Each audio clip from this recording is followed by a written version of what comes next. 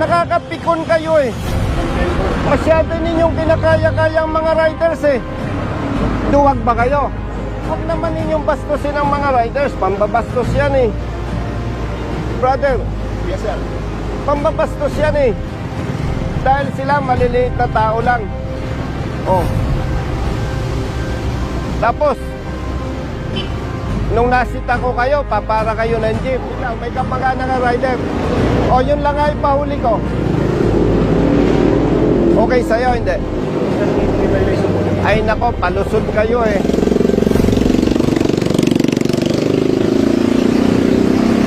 Kung ang kakayanin nyo lang kapatid, riders, wag na kayong manita. Laking gulat ng nag-checkpoint na pulis at LTO nang sinorpriso silang sugura ni Congressman Busita na nagmamanman lang sa kanila at nakitang mga motorsiklo lang ang pinapara at hindi man lang pinara ang mga dumadaang mga sasakyan at tila ba hindi patas na paghuli at laging motorsiklo lang ang kanilang pinagdidiskitaan. Sinong team leader nyo? Ikaw ba ang team leader? Anong kalokohan na ginagawa nyo? Tawagan mo ang LTO. Brother, LTO. LTO. Personnel kayo ng ano? 13.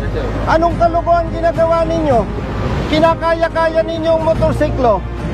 Ba't di kayo pumapara na ibang sasakyan? Kalokohan yung ginagawa nyo, brother.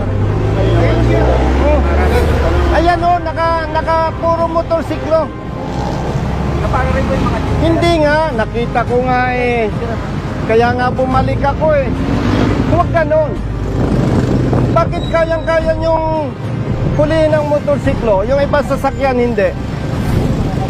Manghuhula ba kayo para yung ibang sasakyan walang violation? Hindi, nakikita ko naman eh, brother eh. Yan o, puro motorcycle riders. Sir. Ako po yung ito po yung Hindi nga eh.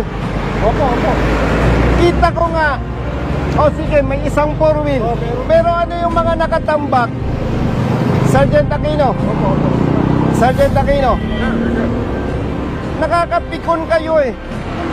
Masyado ninyong kinakaya-kayang mga riders eh. Duwag ba kayo? O, ikaw, tanungin kita. Gusto mo ba sabihin ang kriminal sa hanay lang ng riders? O, sino yung mga nangaambus? Anong ginagamit na sasakyan? Four wheel. O, bakit ganyan ang ginagawa ninyo?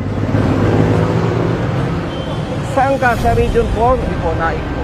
Naik? Hindi ko kayo pinagbabawalang manghuli. Hindi ko kayo pinagbabawalang manita. Kasi law enforcement. Pero nakakabwisit yung ginagawa ninyo. Riders lang kinakaya-kaya nyo. Oh, nakakabwisit kayo eh. Dahil walang kakayahan ng riders. Maliliit lang. Kaya malumanay itong kinausap ni Congressman Busita upang ipaalam sa kanila na nanginginig na ang kanyang laman sa inis kung bakit hindi patas ang kanilang panghuhuli. Ika nga ni Congressman Busita, kung hindi kayang gawin ang trabaho at natatakot sa ibang motorista na may kakayahang lumaban, hindi naman tama na inaapi at inaabuso ang mga nakamotorsiklo. Ba't di kayo makapamara ng naka-four wheel? Lalo na kung tinted, takot kayo. Brother, huwag ganun. Diskriminasyon yan eh. Malaking kalokohan yan. Nakakapanginig kayo ng laman eh. Kalokohan yan, oh. Iyo! Kami! Ngayon, papara ka ng jeep. Papara ka ng jeep dahil nasabon ko kayo. Palisin yung jeep na yan. Ba't nyo pinara? Dahil kino-question ko kayo. Ha, brother? Ako, hindi ako personal na nagagalit sa'yo. Nagagalit ako sa sistemang ginagawa nyo. Nakakapanginig kayo ng laman, ah. Oh. Salita ka. Go. Natawagan na sir.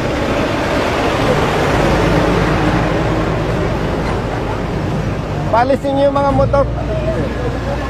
Madam, pakisabihan mo nga yung hepe ng ano daw to. Brother, LTO ano ka? Kanaik po. Sabihan mo nga, madam, yung hepe ng LTO Naik. Nabubuisit ako, kinakaya-kaya ang mga riders. Nanguhuli dito sa Cavite, puro motorsiklo lang pinapara eh. Malaking kalokohan yan. Diskriminasyon yan. Hindi ko sinasabing huwag manghuli ang LTO, pero gawin ng tama ang trabaho. Pakisuyo, madam.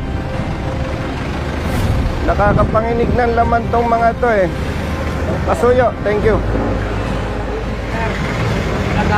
Umalis na kayo, katukuhan niya. Palisin niyo yung mga motorsiklo. Umalis na kayo. Brother, kung hindi nyo kayang sitay ng ibang sasakyan, huwag kayong manghuli ng motorsiklo. Makinig kayo mga kapatid, ha? Police personnel and LTO, force multipliers. Hindi ko kayo pinagbabawalang manghuli.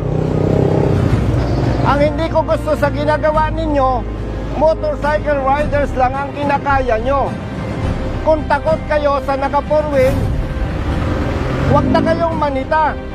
Huwag na kayong manghuli. Kasi hindi yan yung tamang pagpapatupad ng batas. Dapat patas. Dapat patas. Ah?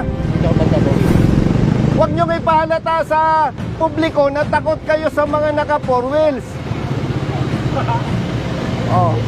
Sino ang bobo na rider, kriminal, dadaan sa checkpoint, sa pulis? Oh. Sinong nangaambos? Yung mga pinatay na personalities. Anong ginamit ng nag-ambos? Four wheel motor. Four wheel sir. Oh, anong ginagamit ng nangaambos? May four wheels, merong single sir. Pero karamihan. Four wheels sir. Oh, anong nangaambos? Karamihan four wheels. Returning. Oh, bakit motor lang kaya nyo?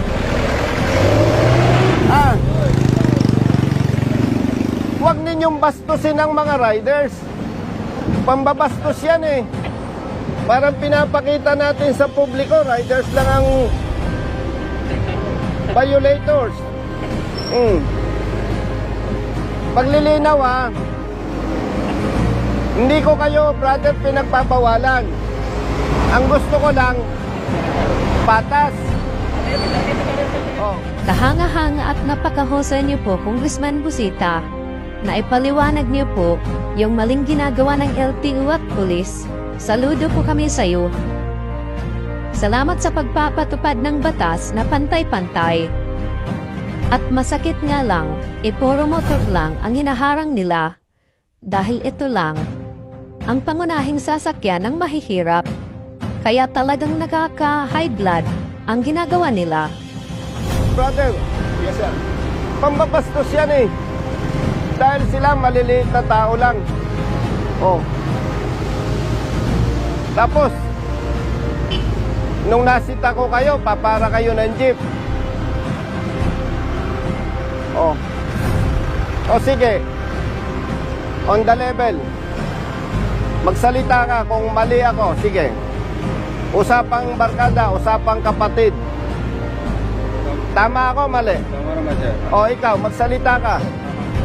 O ikaw. Ikaw. Sir, tama po sir. Puri-puri po sir. Nag-thank you naman po kami sa Ha? service sir. Kapatid, wag mo akong bulahin. Kita ko eh. Kung nakita ko may mga four wheels, ba't ako mag-abala? Yes sir. Oh. Kapatid, on the level, magsalita ka. Lalaki ka naman. Tama ako, mali.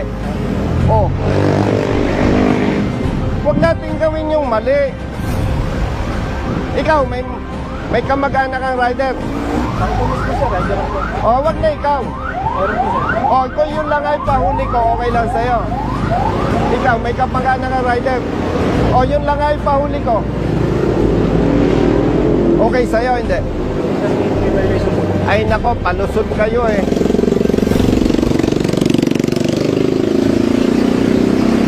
Kung ang kakayanin nyo lang kapatid, riders, wag na kayong manita. Malaking kalokohan yan. Sabihin ninyo sa hepe ninyo. Kasi yan, pambabasto sa maliliit na motorista. Oh, yun oh, highly tinted oh. Kotse. Ba't hindi ninyo mapara? O, bakit? O, yung sasakyan na yan, paano ka makakatiyak na nakarehistro yan? Ba't di ninyo pinapara? Huwag ninyong suportahan itong ginagawa ng LTO pag mali. Ginagamit lang kayo. Pasensya ha. Huwag ninyong ginagamit ang pulis doon sa mali ninyong ginagawa. Uulitin ko ha, baka nagkakalabuan tayo. Hindi ko kayo kinu-question na manghuli o manita. Pero dapat patas. So, anong oras na? Alauna, sir. Kumain na muna kayo. At kung hindi ninyo kayang gawin ng tama, magsilayas na kayo. Yes, sir. Kung kaya nyo namang gawin ng tama, bumalik kayo. Opo. Klaro ba? Yes, sir. Ako, pasensya na ha. Kaya ako medyo mataas ang boses, medyo nanginginig ang laman ko eh. Alam nyo kung bakit? Bata pa ako, kita ko na yung pangabuso ng pulis sa mahihirap. Eh ngayon, congressman na ako, alangan naman, okay lang ba sa akin? Hindi ganun. Kayo naman, hindi mayayaman eh. Tama ba ako? O yung kapamilya ninyo, abusuhin, kasi pang-abuso ito eh. Oh. Naintindihan mo? Hindi tayo magkakaaway. Hindi ko lang papayagan kapatid, yung nakasanayang gawain, hindi ko lang papayagan na ipagpatuloy. Oh. Baka nako-confuse kayo, hindi ito trabaho ng congressman. Wala lang magtatanggol doon sa maliliit na motorista. Oh. Sama loob mo sa akin. Oh. Buti nagkakaintindihan tayo. Ano, masama loob mo sa akin? Brother, ayusin nyo ha. Thank you, sir. Pag hindi nyo binago yan, mag-aaway-aaway tayo. Para sa iyo mga idol, hindi kaya paghihinitan si Congressman Busita na mga pulis at LTO? Maraming salamat mga idol. Huwag kalimutan mag-subscribe at i-follow ang ating Facebook page at ating YouTube channel para updated po kayo sa susunod nating mga video.